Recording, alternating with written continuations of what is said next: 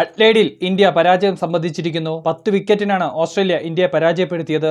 ഓസ്ട്രേലിയയുടെ ഒന്നാം innings ലീഡായ 157 runs India മറികടന്നുവെങ്കിലും അത് കഴിഞ്ഞ് 18 റൺസ് മാത്രമേ ഇന്ത്യക്ക് കൂട്ടിച്ചേർക്കാൻ സാധിച്ചുള്ളൂ.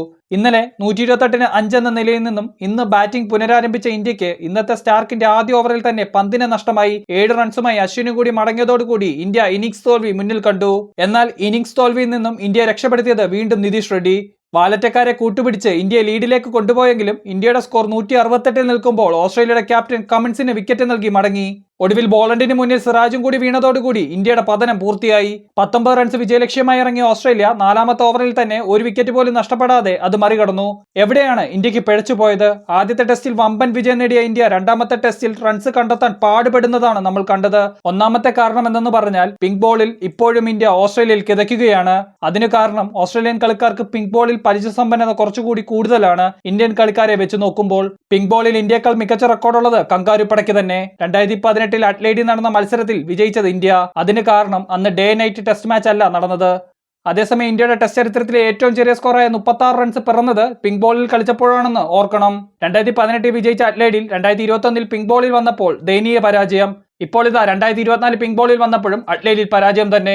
രണ്ടാമത്തെ കാരണം എന്ന് പറയുന്നത് ഇന്ത്യയുടെ ബാറ്റിംഗ് ഓർഡറിൽ വന്ന മാറ്റമാണ്. രോഹിത് ശർമ്മ ടീമിലേക്ക് എത്തിയപ്പോൾ KL രാഹുലിന് ആദ്യ ടെസ്റ്റിലെ മികച്ച പ്രകടനം കാരണം ഓപ്പണിംഗ് പൊസിഷനിൽ മാറ്റം വരുത്താൻ ഇന്ത്യ മുതിർന്നില്ല.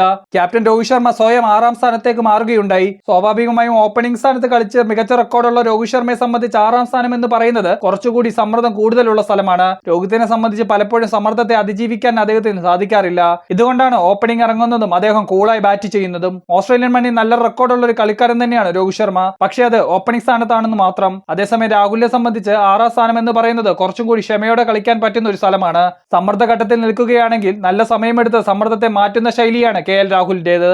പിങ്ക് ബോളിൽ ബോളേഴ്സിന് കൂടുതൽ സ്വിംഗ് കിട്ടുന്നത് കൊണ്ട് തന്നെ ആദ്യ 30 ഓവർ വളരെ നിർണായകമാണ്. കുറച്ചും കൂടി അഗ്രസീവായിട്ട് കളിച്ചാൽ മാത്രമേ ആ 30 ഓവർ പിന്നിടാൻ പറ്റുകയുള്ളൂ. അല്ലെങ്കിൽ പൂജാരയും രാഹുൽ ദ്രാവിഡിനെയും പോലെ അങ്ങേയറ്റം ക്ഷമ ഉപയോഗിച്ച് വേണം കളിക്കാൻ. രോഹിത് ശർമ്മ ഓപ്പണിംഗ് ഇറങ്ങുമ്പോഴുള്ള ഗുണം എന്ന് പറഞ്ഞാൽ കുറച്ചും കൂടി അഗ്രസീവായിട്ട് കളിക്കും. ഇത് ഓസ്ട്രേലിയൻ കളിക്കാരെ സമ്മർദ്ദത്തിലാക്കും. അതേസമയം രാഹുലും ജയ്സ്വാളുമാണ് ഓപ്പണിംഗ് ഇറങ്ങുന്നതെങ്കിൽ അവർക്ക് കൂടുതലും ജയ്സ്വാളിനെ മാത്രം നോക്കിയാൽ മതി. കാരണം തുടക്കത്തിൽ ആക്രമിച്ച് കളിക്കുന്നത് ജയ്സ്വാൾ. അതേസമയം ജയ്സ്വാളിന് കൂട്ടായി രോഹിത് ശർമ്മയാണെങ്കിൽ ഓസ്ട്രേലിയക്ക് 2 പേരെ നോക്കേണ്ടി വരും. രാഹുൽ മിഡിൽ ഓർഡറിൽ വരുമ്പോൾ ഒരു വശത്ത് വിക്കറ്റ് കളയാതെ നിൽക്കുകയും അപ്പുറത്തെ സൈഡിൽ പന്തോ നിതീഷ് റെഡ്ഡിയോ ഒരു സൈഡിൽ അടിച്ചു കളിക്കുകയും ചെയ്താൽ ഇന്ത്യക്ക് മികച്ചൊരു കൂട്ടുകെട്ട് ഉണ്ടാക്കുകയും ചെയ്യാം. ഈ 2 ടെസ്റ്റ് എടുത്ത് നോക്കിയാലും ഓസ്ട്രേലിയയുടെ മുന്നിൽ വീഴാത്ത ഒരേ ഒരു കളിക്കാരൻ അത് നിതീഷ് റെഡ്ഡി തന്നെയാണ്. അവസാനം എല്ലാവരും പുറത്തായി കഴിയുമ്പോൾ വാലറ്റക്കാരെ കൂട്ടുപിടിച്ച് ടീം സ്കോർ ഉയർത്തുന്നതിനിടയിൽ സ്വയം ആത്മഹത്യ ചെയ്യുകയാണ് അദ്ദേഹം ചെയ്യാറ്.